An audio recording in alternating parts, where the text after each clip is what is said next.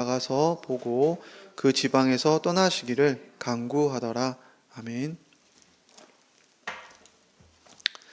자, 예수님 주위에 많은 사람들이 있었습니다. 당연하겠죠. 예수님이 병도 고치고 또 약한 자들을 불러서 하늘나라 백성으로 초청한다고 하셨기 때문에 새로운 하늘나라에 들어오려고 하는 수많은 사람들이 모였습니다.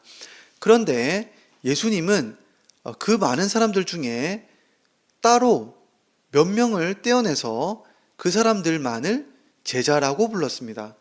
그러면 제자와 그 회중은 도대체 무슨 차이가 있을까라는 생각이 들 것입니다. 그런데 예수님이 오늘 뭐라고 말씀하시냐면, 우리가 지난 시간에 살펴봤죠. 산상수훈 이후에 예수님이 9가지의 기적을 이야기해 주시는데 3가지씩 쌍을 이루고 이렇게 이야기가 진행되고 있다고 했습니다. 오늘도 우리가 3가지의 기적을 볼 텐데, 이 3가지의 기적에 앞서서 예수님이 하시고자 하는 말씀은 뭐냐면, 제자란 누구인가? 이것입니다. 예수님의 제자란 누구이고 제자의 삶은 어떠해야 하는가에 대해서 예수님이 이 3가지의 기적을 가지고 우리에게 말씀해 주고 계신 겁니다. 그러면 우리가 물어봐야겠죠. 나는 제자인가? 과연 제자의 삶이란 무엇이고 제자의 삶은 어떻게 그 회중들과 다른가? 라는 것입니다. 그런데 한마디로 말하면 예수님은 예수님을 따르는 사람을 제자라고 말합니다. 예수님을 따르는 사람. 그러니까 회중들은 잠깐 예수님을 구경하고 돌아갈 수 있지만 제자는 예수님과 함께하고 예수님을 따라가는 사람이 바로 제자입니다. 바로 이것에 대해서 예수님이 따르는 삶이 무엇인지를 설명해 주고 있습니다. 때마침 처음 2사람이 등장하는데 이 2사람은 예수님을 따르지 못합니다. 그런데 처음에 있는 이 한서기관이 와서 예수님께 이렇게 말합니다. 선생님이 어디를 가든지 나는 선생님을 따라가고 싶습니다. 따라가겠습니다. 이렇게 이야기합니다. 그러니까 이 사람은 스스로 제자가 되겠다라고 예수님께 자원을 한 겁니다. 자, 그런데 예수님이 뭐라고 말씀하시냐면 상당히 이상한 말씀을 하시죠. 여우도 굴이 있고 새도 둥지가 있다, 거처가 있다. 그런데 인자는 머리 둘 곳 하나가 없구나 라는 이야기를 하는 겁니다. 여러분, 이게 무슨 말인가 하면 예수님을 어디든지 따라가겠다고 했는데 예수님을 따라가는 곳은 좋은 곳이 아니에요.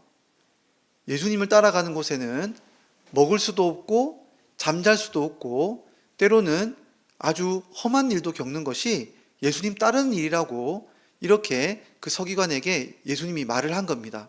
그러자 이 서기관은 돌아갔습니다. 자, 2번째, 예수님의 제자라고 불리는 사람, 이제껏 잘 따라다니는 제자라는 사람이 있었습니다. 이 제자 중에 한 명이 이렇게 말합니다. 아버지가 돌아가셨는데 장례만 치르고 돌아와서 예수님을 따라가겠습니다 라고 말을 했더니 예수님이 또 이상한 말씀을 하시는 거예요.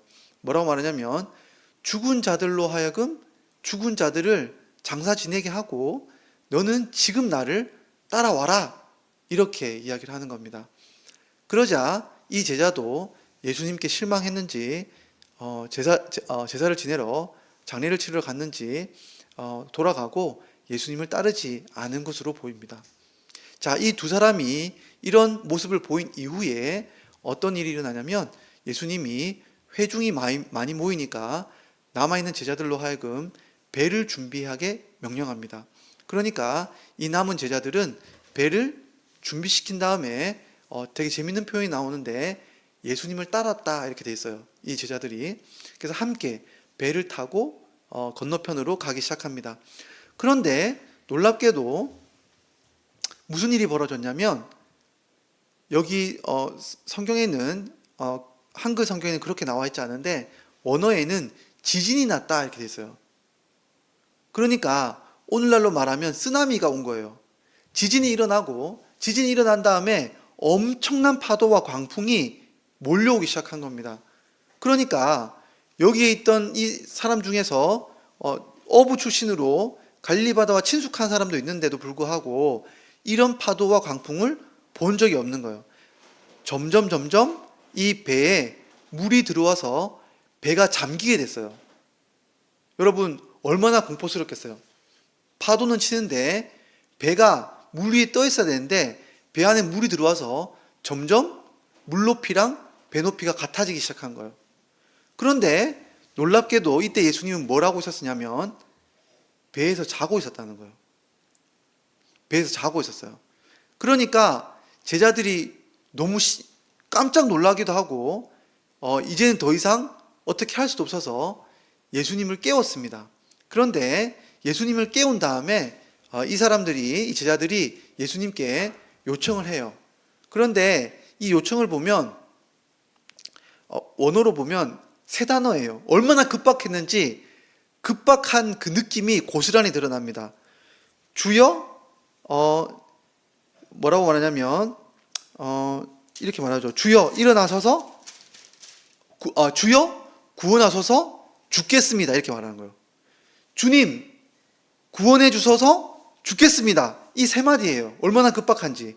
그러니까 예수님이 일어나셔서는 뭐라고 말하냐면 되게 이 혼란스러운 광경을 보시고 놀라는 게 아니라 제자들을 책망하세요. 이 믿음이 작은 자들아 왜 이렇게 두려워하느냐 이렇게 이야기하시는 거예요. 이 혼란스러운 가운데 예수님이 이렇게 말한 다음에 뭐라고 말씀하시냐면 바람과 파도에게 꾸짖었다고 되어 있어요. 그런데 여러분 꾸짖고 나니까 어떤 일이 벌어졌냐면 적막해진 거예요. 갑자기 아주 고요했던 바다처럼 풍랑과 파도가 순식간에 마치 울던 애기가 뚝 울음을 멈춘 것처럼 파도와 바람이 뚝 멈춘 거예요. 그리고는 예수님과 제자들이 배를 태우고 가는데 제자들이 깜짝 놀란 거예요.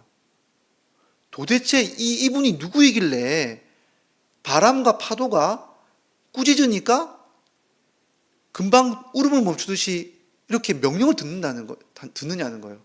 그래서 이 기적을 본 다음에 건너편으로 갔습니다. 그런데 건너편으로 간 지방은 어디냐면 거다라 지방이라고 해서 이방인들이 있는 땅이었어요. 자, 그런데 이 땅에 도착하자마자 분명히 길도 제대로 나 있고 여기 선착장도 같은 곳도 있어서 배가 잘 되는 곳이고 마을로 들어가는 길도 분명히 잘 뚫려 있는 곳인데 사람이 없어요. 왜냐하면 여기 근처에 무덤이 있는데 2명의 광인이 돌아다니는 거예요. 귀신 들린 광인이 돌아다니는데 어찌나 원래는 이 길이 사람이 많이 다니던 길인데 이 두 사람 때문에 사람이 없는 거예요. 못 다니는 거예요. 너무 무서운 나머지. 그런데 이 둘이 예수님과 제자들에게 달려오는 거예요. 여러분 얼마나 무섭겠어요. 배에서 내리자마자 귀신 들린 사람 두 사람이 뛰쳐나와요. 무덤에서부터. 그런데 이 사람이 뭘 말하냐면 예수님께 나와서 주여 하나님의 아들이시여 이렇게 말하는 거예요. 하나님의 아들이라고 말하는 거예요. 그러니까 이 사람들은 진짜 귀신이어서 예수님의 정체를 너무나 잘 알아요. 하나님의 아들이시여 당신이 우리와 무슨 상관이 있길래 벌써 왔습니까? 지금은 때가 아니지 않습니까? 이렇게 말하는 거예요. 이 때는 어떤 때일까요? 예수님이 마지막 때에 와서 이 요한계시록에 보면 이 귀신들이나 마귀들을 통째로 뭡니까? 불못에 가두어 버리죠. 그러니까 예수님이 마지막에 오셔서 이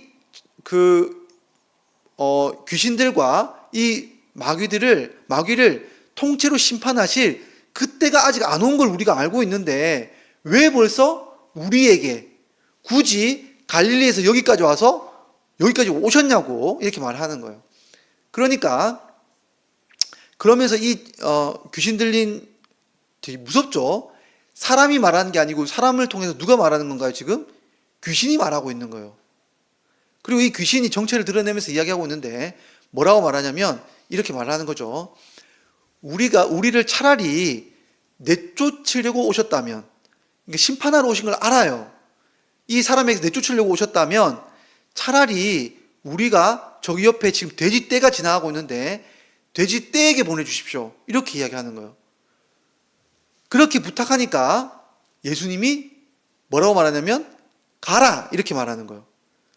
한마디가 끝나기 무섭게 이 귀신들이 그 사람에게 두 사람에 나와서 돼지 떼에게 들어가는데 이 돼지 떼가 벼랑 끝으로 떨어져 가지고 바다에 들어가서 몰살해 버린 거예요. 그러니까 돼지 떼를 치던 사람들이 깜짝 놀라서 뭡니까? 마을로 들어가는 거예요. 그리고는 이 벌어진 일들을 마을 사람들에게 다 이야기하고 나니까 마을 사람들이 예수님이 누군지를 알고 싶어서 다 나온 거예요. 근데 이 사람들 반응이 어떻습니까? 놀랍게도 예수님을 만난 다음에 또 이 귀신 들린 사람이 분명히 나은 것을 보았음에도 불구하고 돼지떼가 다 죽은 것을 보았음에도 불구하고 어떻게 말하냐? 제발 예수님과 제자들이 우리 마을로 들어오지 말고 나가달라고 부탁하는 거예요. 그래서 예수님이 어떻게 합니까? 거기서 얘들아 너희가 아직까지 잘 모르는데 내가 와야 하나님 나라 백성이 될 수 있어 이렇게 말씀하신 게 아니라 쫓겨나가지고 다시 건너편에 있는 가버나움 지역으로 가시는 일이 벌어집니다. 자, 가버나움에 도착하니까 이번에는 누가 나오느냐? 어떤 친구들이 침대에다가 자기 친구인 중풍병자를 이렇게 매달아서 데리고 오는 거예요. 그런데 예수님이 이들의 믿음을 보셨다고 할 때 누구의 믿음을 보셨냐면 여기 친구들과 이 사람을 함께 포함해서 이들의 믿음을 보셨어요. 그리고는 뭐라고 말씀하시냐면 이렇게 말씀하시는 거예요. 너의 죄가 사함을 받았다 이렇게 말하는 거예요. 그런데 예수님이 이렇게 이야기하니까 놀랍게도 서기관들이 그 말을 듣고 깜짝 놀라는 거예요. 여러분, 유대인들에게 죄를 사함받는다는 것은 엄청나게 어려운 일이에요. 어떻게 죄를 사함받습니까? 양이나 염소나 제물을 가지고 와서 어디에서만 죄를 사함받아요? 성소에서만 죄를 사함받는 거예요. 그리고 누가 이 죄 사함을 하나님께 강구해 줄 수 있냐면 제사장이 강구해 주고 하나님의 죄 사함에 대한 그런 약속이 있기 때문에 모든 것이 드려지고 나면 제사장이 대리로 죄를 사함받았다고 말을 해주는 거예요. 근데 이것도 직접 사해주는 게 아니에요. 근데 오늘 예수님이 말씀하신 건 뭐냐면 하나님이 직접 죄를 사해 주셨다는 선언이에요. 그러니까 말도 엄청 도발적이어서 하나님만 하실 수 있는 말투로 말하셨을 뿐만 아니라 여기는 뭐가 없습니까? 제물도 없고 성전도 없고 제사장도 없어요. 그런데 예수님이 뜬금없이 제사장도 없이 내 죄를 사함받았다 이렇게 말해버리신 거예요. 그렇게 말하니까 이 사람들이 야, 선을 넘었구나. 얘는 지금 하나님이 하셔야 할 일을 선을 넘어서 신성모독이야 이렇게 생각하고 있을 때 예수님이 악한 생각을 하지 마라 이렇게 말합니다. 그리고는 예수님이 뭐라고 말씀하시냐면 둘 중에 하나를 골라봐라는 거예요. 병만 고치는 게 쉬운 일이냐 아니면 병하고 더 어려운 게 뭐냐? 병만 고치는 게 어려운 일이냐? 아니면 죄를 사함받게 하는 일이 더 어려운 일이냐는 거예요. 여러분, 우리가 생각할 때는 병 고치는 게 더 어려운 일처럼 보이죠. 왜냐하면 말만 하면 되니까. 그런데 여러분 생각해 보십시오. 이 병의 근원이 뭡니까? 죄라고 예수님 보신 거예요. 그러면 죄를 고침을 받았다는 것은 뭐까지 고침을 받는 걸까요? 이 병도 고침을 받는 것을 증거로 보이는 일이에요. 여러분, 예수님이 이후에 죄를 고치기 위해서, 용서하기 위해서 얼마나 큰 십자가를 지셨습니까? 훨씬 어려운 일이에요. 예수님이 죄를 고치는 게 어려운 일이냐, 병만 고치는 게 어려운 일이냐 라고 물었을 때 예수님이 이렇게 물어보시면서 뭐라고 말하냐면 죄를 고친다고 말하는 게 훨씬 어렵고 말하기 힘든 약속이지만 내가 왜 그렇게 이야기했느냐? 내가 이 땅에서 죄를 용서하는 권한이 나에게 있음을 너에게 알려주기 위해서 지금 내가 일부러 이 말을 했다 라고 말하면서 예수님이 이제 소자야, 아이야, 일어나, 걸어가라, 내 집으로 가라. 이렇게 이야기하니까 진짜 이 사람이 일어나서 침상을 들고 집으로 걸어가는 일이 벌어진 거예요. 그리고는 사람들이 깜짝 놀라서 사람에게 이런 힘을, 능력을 주신 것을, 권세를 주신 것을 영광을 돌렸더라 라는 표현으로 오늘 본문의 이야기는 끝이 납니다. 자, 그러면 오늘 세 가지의 기적이 있어요. 세 가지 기적이 있는데 이 세 가지 기적을 통해서 오늘 예수님이 하시고자 하는 말씀이 뭐냐면 예수님을 따르는 제자의 삶이 무엇인가를 계속 말하고 싶은 거예요. 따른다는 말이 여기 계속 나옵니다. 자, 그랬을 때 예수님을 따른다는 것이 무엇인지 세 가지로 한번 정리해 보겠습니다. 첫 번째, 예수님을 따른다는 것은 쉬운 일은 아니에요. 어려운 일입니다. 그런데 이 어려운 일을 예수님의 권세를 믿고 따르는 것이 바로 제자들의 삶이에요. 그러니까 여러분, 예수님의 제자의 삶이라고 하는 것은 쉽고 안전하고 좋은 일이 있는 게 아니라 오히려 어려운 일 가운데 있는 것이 예수님의 제자의 삶이에요. 여러분, 지금 예수님과 따라다니는 제자들의 모습이 막 아름답고 막 영광스럽고 그런 게 아니에요. 예수님도 제자들도 험한 모습으로 있는 거예요. 여러분, 예수님이 머리 둘 곳 하나 없다고 했는데 예수님이 어디에 머리를 두고 계십니까? 배 아래에서 물이 들어오는 그 배 아래에 머리를 두고 계신 거예요.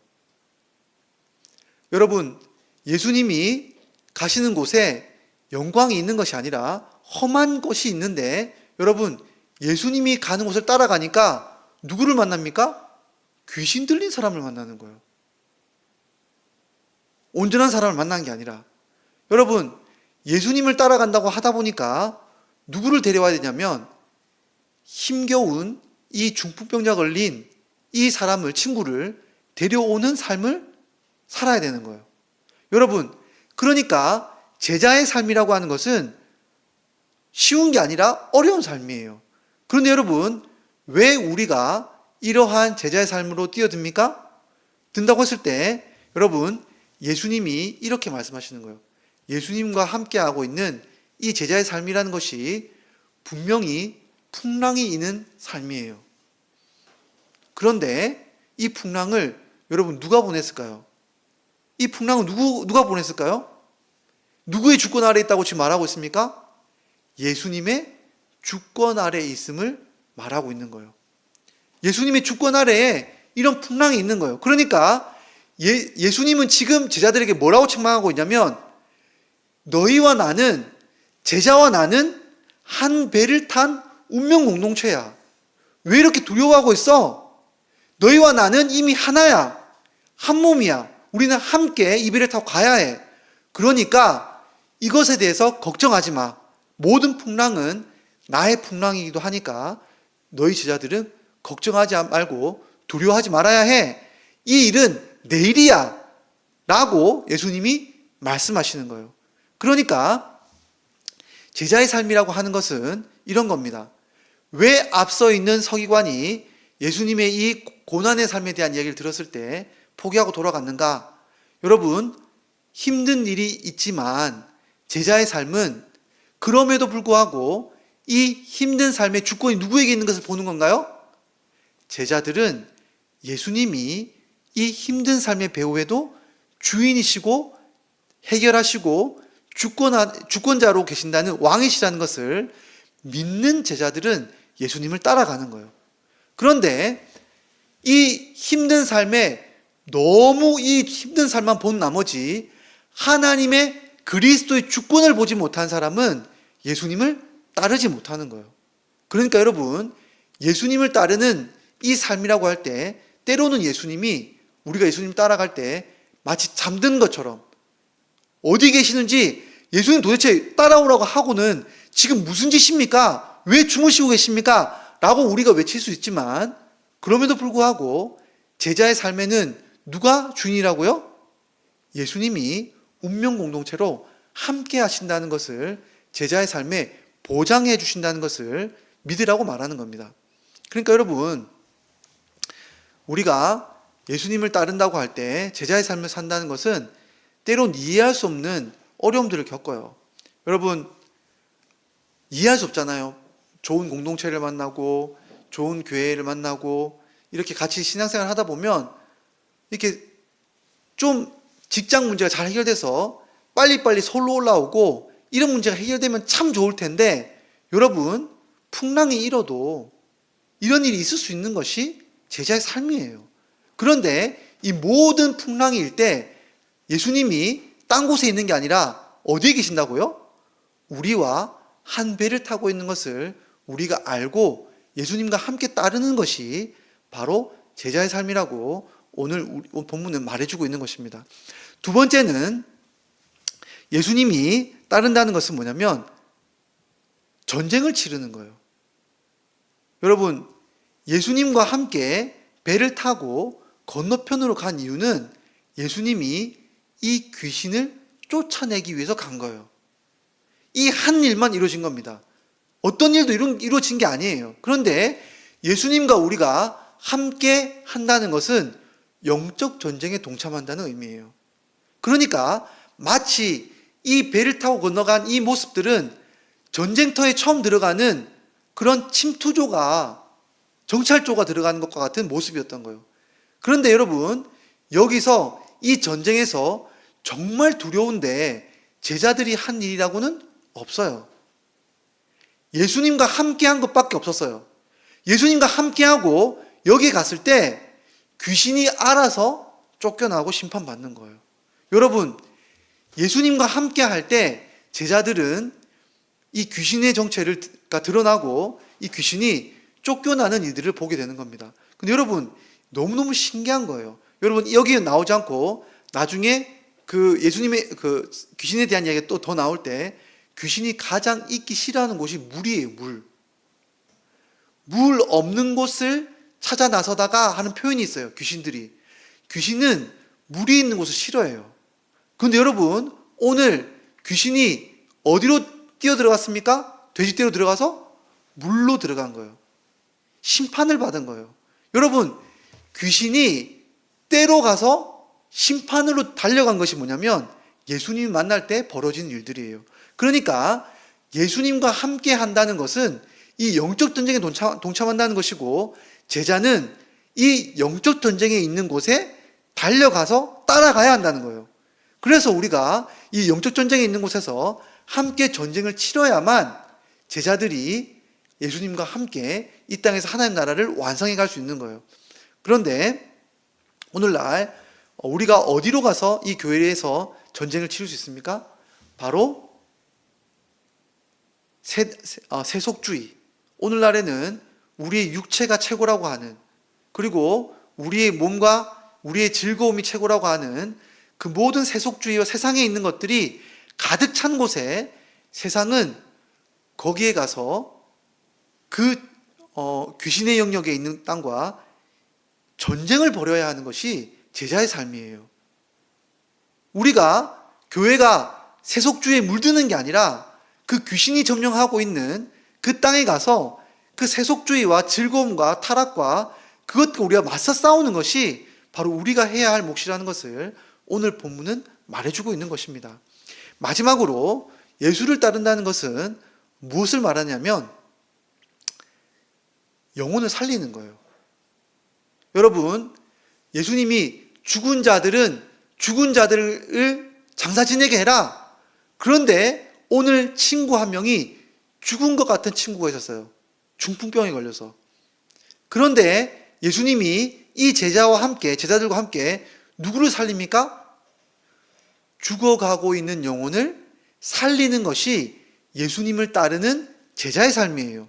그러니까 예수님은 지금 이 땅에서 죽어가는 영혼들에 있었던 일들을 그냥 거기에 세상 일처럼 잊지 말고, 지금 예수를 따르는 일들은 그런 일들보다 훨씬 중요하고 긴급해서 중풍병에 걸려있는, 죄에 물들어서 죽어가는 영혼들을 살려내는 그 일에 나와 함께 동참해서 지금 이 일에 뛰어들어야지 아버지 장례 치르는 일에 뛰어들어서는 안 된다고, 뛰어드는 것보다 이 일이 훨씬 더 중요하다고 이야기를 하는 겁니다. 물론 여러분, 아버지 장례 치르는 게 중요해요. 여러분, 부모님 장례 나중에 치러야죠. 근데 여기서 말하는 건 뭐냐면 예수를 따르는 일이 본질이 무엇인지를 말하기 위해서 예수님이 이렇게 말하는 거예요. 그러니까 예수님을 따르는 일이 얼마나 중요하고 긴박한가라고 했을 때 실제로 뭡니까?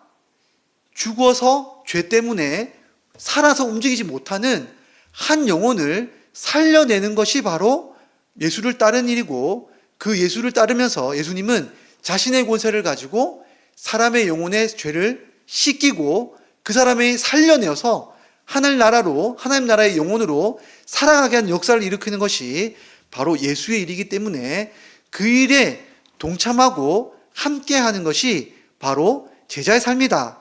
이렇게 예수님이 말하고 있는 것입니다. 자, 그러면 여러분, 오늘 이 말씀을 보면서 우리가 한번 살펴보기 원합니다. 여러분, 제자는 뭐 하는 사람이라고요? 제자는 예수님을 따르는 삶이에요. 그런데 예수님을 따르면 세 가지 일이 난다 그랬죠. 그죠? 예수님의 그런 주권을 보게 되고, 예수님의 그런 승리를 맛보게 되고, 예수님께서 죄사하게 하시는 일들을 보게 되는 거예요. 자, 그런데 우리가 물어봐야겠죠. 여러분, 예수님을 따르려고 하면 그때는 예수님이 말하는 곳에 따라가면 되지만, 물리적으로 보이지만, 지금은 우리가 어디를 가야 예수님을 따라갈 수 있냐는 거예요. 여러분, 예수님 따른다는 것은 어디를 가야 예수님 따르는 걸까요? 여러분, 성경 말씀을 따르는 곳이지만 여기서 말하는 오늘 말씀을 그대로 적용하자면 세 군데예요. 여러분, 풍랑이 있는 곳이 예수님이 있는 곳이에요. 거꾸로 영적 전쟁이 있는 곳에 예수님이 계신 거예요. 죄인들이 있는 곳에 예수님이 계신 거예요. 여러분, 그러니까 우리가 제자의 삶을 산다고 하는 것은 풍랑이 있는 곳으로 들어가는 거예요. 여러분, 우리 주변에 있는 누군가에게, 그리고 사회적으로 어지러운 곳에 신자가 들어가서 거기에서 예수님의 주권을 선포하는 것이 제자의 삶이 되는 거예요. 그리고 여러분, 영적 전쟁이 있는 곳이라고 했죠. 아까 제가 말한 것처럼 세속적인 것들이 가득해 있는 그곳에서 자신을 지켜내고 떠나서 우리가 오히려 세상에 있는 세속을 이겨내는 문화로 바꿔가는 것이 우리가 해야 될 일인 거예요. 마지막으로 여러분, 어느 곳에 예수님이 계십니까? 여러분 주변에 있는 친구들을 잘 보세요. 가장 잘 살고 있는 친구, 가장 안정적인 친구, 가장 저 사람이면 천국 가겠네, 이런 친구가 오히려 예수님이 함께하는 사람이 아니라, 예수님이 있는 곳은 가장 죄 때문에 찌들어서 아무도 돌보지 않을 것처럼 보이는 그 사람에게 예수님의 눈길이 있는 거예요. 주변에 그런 친구가 있다면 그 친구에게 지금 예수님이 함께 하고 있고 예수를 따르는 제자라면 그 친구에게 다가가서 그 친구를 예수님께로 데려오는 것이 예수님을 따르는 제자의 삶이에요. 그러니까 여러분, 제자란 편안한 곳에 있는 게 아닙니다. 오히려 풍랑이 있고, 오히려 영적 전쟁이 있고, 오히려 죄인들이 있는 곳에 뛰어드는 것이 제자의 삶이에요. 그리고 제자의 삶을 우리가 왜 살아야 됩니까? 라고 물어본다면, 여러분, 왜 예수님이 그렇게까지 급하게 자기를 따르라고 합니까? 여러분, 예수님의 권세를 맛볼 수 있는 것은 제자의 삶을 살 때에만 볼 수 있는 거예요. 여러분, 그 수많은 무리들이 예수님과 함께 있었지만 실제 풍랑이 있는 것 가운데 예수님의 명령만으로 그 바람과 파도가 멈추는 것을, 주권을 본 사람은 제자들밖에 없어요. 여러분, 수많은 사람들이, 그 무리들이, 마을에 있는 사람들이 뛰쳐나왔지만 실제 예수님이 영적 전쟁을 이기는 것을 본 것은, 맛본 것은 제자들밖에 없어요. 그러니까 여러분, 마을에 있는 사람들은 오히려 귀신이 말한 것처럼 귀신이 예수님 우리를 쫓아내서 돼지떼로 보내게 해주십시오 했던 그 동사가, 간청했던 동사가 여기에 나오는 똑같은 마을 사람들에게 나오는 거예요. 마을 사람들이 뭐랍니까? 예수님 제발 떠나주십시오. 이 말이 마귀가 했던 말하고 똑같은 말이에요. 여러분, 이 마을에 있는 사람들은 결국 심판받는 사람들이라는 걸 알게 돼요. 여러분, 그러니까 영적 전쟁은 제자들만이 승리를 맛보는 거예요. 그리고 죄 용서를 받고 우리가 몸이 낫고 일어나는 그 역사를 맛보는 것은 누구만 맛볼 수 있습니까? 바로 예수님과 함께하며 이 아픈 병자를 데려오는 그 친구들에게, 그 친구들의 믿음을 보시며 예수님이 너희가 제자다, 너희와 함께 이 죄인을 살리겠다 라고 하는 예수님의 이 말씀이 오늘 우리에게 주신 말씀인 거예요. 그러니까 오늘 이 말씀을 기억하면서 우리가 정말로 군중이 아니라 제자가 되고 싶다면 오늘 주신 말씀을 따라서 예수님이 있는 곳에 따라가면서 예수님의 권세를 맛볼 수 있는, 소망하는 저와 여러분 되기를 간절히 소망합니다. 이 시간 함께 기도하며 나가도록 하겠습니다.